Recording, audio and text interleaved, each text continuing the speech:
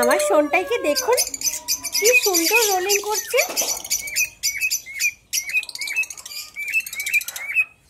এই সময় কিন্তু আমার কথার চাইতে ওর রোলিংটা শুনতেই আপনাদের বেশি ভালো লাগবে। দেখুন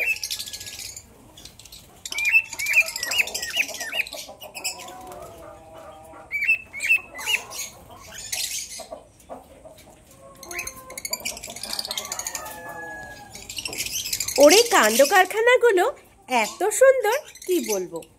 বেশিরভাগ সময় আমি যখন ফার্মে আসি আর ককাটেলের ঘরের সামনে দাঁড়িয়ে থাকি, কুটুসের সঙ্গেই কিন্তু বেশি খেলা হয়।